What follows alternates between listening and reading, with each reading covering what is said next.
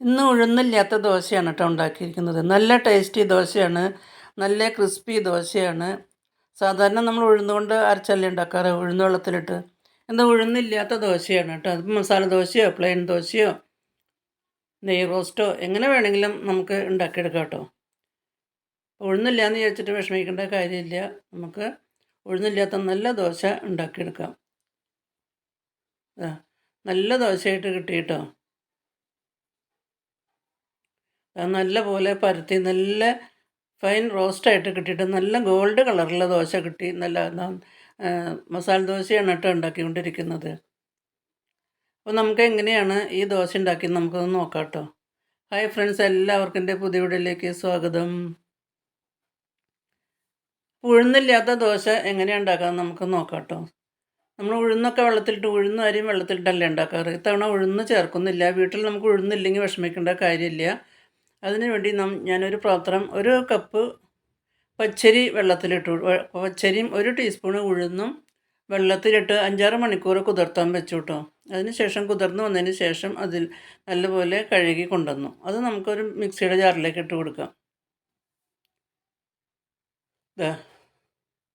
ഞാനൊരു മിക്സിയുടെ ജാറിലേക്ക് ഇട്ട് കൊടുക്കുകയാണ് കേട്ടോ. 6 മണിക്കൂർ കുതിർത്തതിന് ശേഷം നല്ലപോലെ കഴുകി മിക്സിയുടെ ജാറിലേക്ക് ഇട്ട് കൊടുത്തു കേട്ടോ.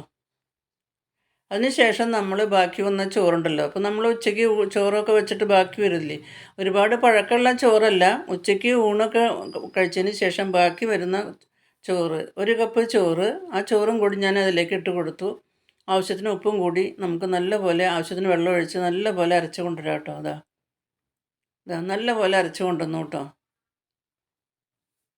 നന്നായി നല്ലപോലെ അരച്ച് കൊണ്ടുവന്നു. അതിന് ശേഷം അതൊരു പാത്രത്തിലേക്ക് ഒഴിച്ചു കൊടുത്തു.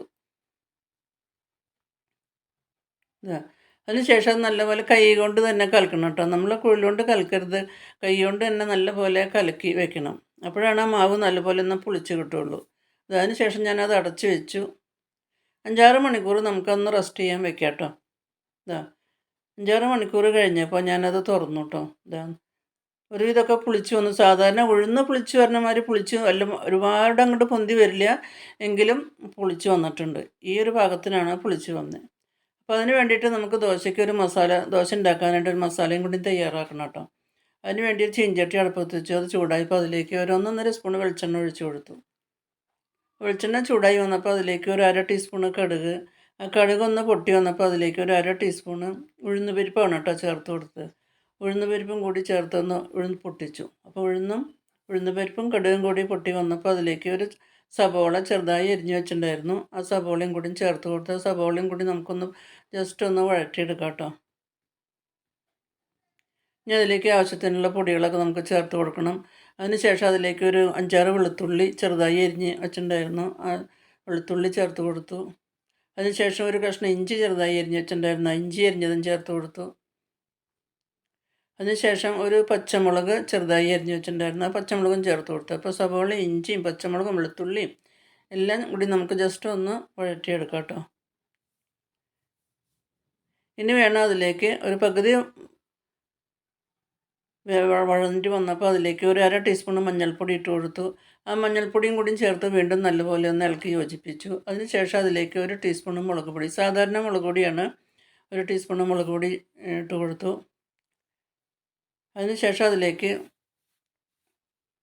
1/2 ടീസ്പൂൺ ഗരം മസാലപ്പൊടിയും കൂടിയും ചേർത്ത് കൊടുക്കുന്നുണ്ട് കേട്ടോ. ഗരം മസാലപ്പൊടിയും കൂടിയും ചെല്ലുമ്പോൾ ആ മസാലയ്ക്ക് നല്ലൊരു ടേസ്റ്റ് കിട്ടും. അതിനുശേഷം എല്ലാം വീണ്ടും നല്ലപോലെ ഒന്ന് ഇളക്കി യോജിപ്പിച്ചു. ആ മസാലപ്പൊടികളും ഇഞ്ചിയും വെളുത്തുള്ളിയും സവോളയും കുറച്ച് കറിവേപ്പിലയും കൂടിയും ചേർത്ത് കൊടുത്തു. അപ്പം നല്ലൊരു ടേസ്റ്റാണ് കേട്ടോ ഈ മസാലയ്ക്ക്. എല്ലാം നല്ലപോലെ ഒന്ന് ഇളക്കി പച്ചമണം മാറുന്നത് വരെയൊക്കെ ലോ ഫ്ലെയിമിലാണ് കേട്ടോ. നല്ലപോലെ ഒന്ന് ഇളക്കി നമുക്കൊന്ന് യോജിപ്പിച്ചെടുക്കണം.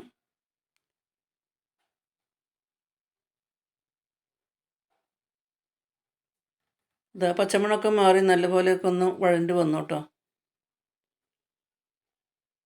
അതിനുശേഷം അതിലേക്ക് 2 പൊട്ടറ്റോയും 1 ക്യാരറ്റും കൂടി വേവിച്ച് വെച്ചിട്ടുണ്ടായിരുന്നു.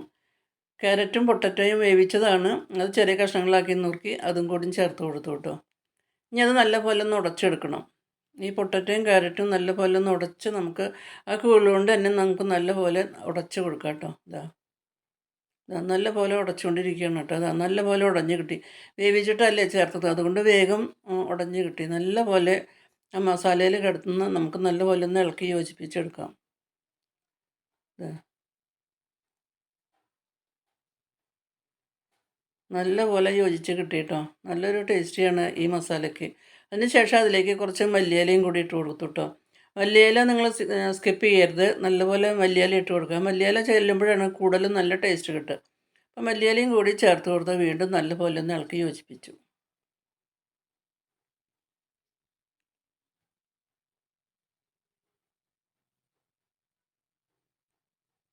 മല്ലിയിലയും കൂടി ചേർത്ത് നല്ലപോലെ ഒന്ന് ഇളക്കിക്കൊണ്ടിരിക്കുകയാണ് കേട്ടോ. എല്ലാ സ്ഥലത്തും ആ മല്ലിയില എത്താൻ വേണ്ടിയിട്ട് നമുക്ക് നല്ലപോലെ ഒന്ന് ഇളക്കി യോജിപ്പിച്ചെടുക്കാം. ഈ മസാലയ്ക്ക് നല്ലൊരു ടേസ്റ്റാണ്.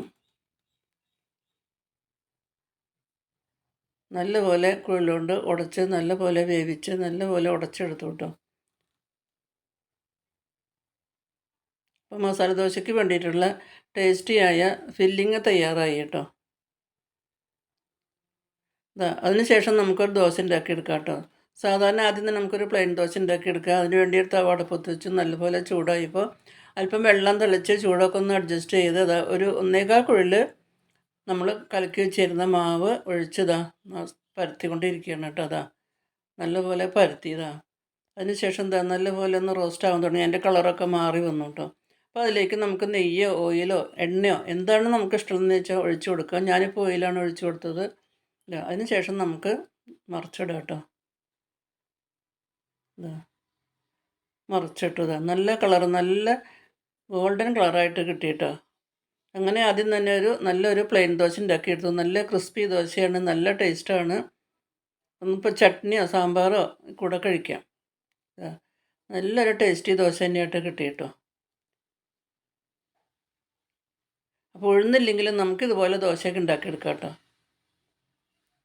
അതിനുശേഷം നമുക്കൊരു മസാല ദോശ ഉണ്ടാക്കിയെടുക്കാം കേട്ടോ. വീണ്ടും തവ വെള്ളം തെളിച്ചൊന്ന് തുടച്ച് ചൂടൊന്ന് അഡ്ജസ്റ്റ് ചെയ്ത് ഒരു 1.25 കുഴൽ മാവ് ഒഴിച്ച് കൊടുത്ത് ദോശയ്ക്ക് പരത്തണ മാതിരി നല്ലപോലെ റൗണ്ടിൽ പരത്തി എടുത്തു കേട്ടോ.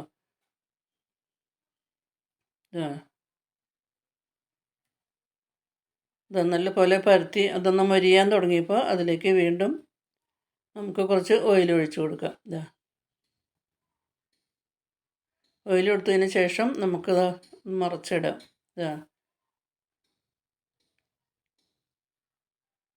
മറിച്ചിട്ട് കേട്ടോ. നല്ല ഗോൾഡൻ കളറായിട്ട് കിട്ടിയിട്ടോ. ഇനി നമുക്ക് ഇതിലേക്ക് കുറച്ച് മസാല വെച്ചൊരു മസാല ദോശയായിട്ട് ഉണ്ടാക്കാം. വീണ്ടും മറിച്ചിട്ട് അതിലേക്ക് നമ്മൾ തയ്യാറാക്കി വെച്ചിരുന്ന മസാല ഒരു 2 സ്പൂണ് ആ മസാല ഇട്ട് കൊടുത്ത് നല്ലപോലെയൊക്കെ ഒന്ന് പരത്തി എടുത്തു കേട്ടോ. നല്ലൊരു മസാല ദോശ തന്നെയായി കേട്ടോ.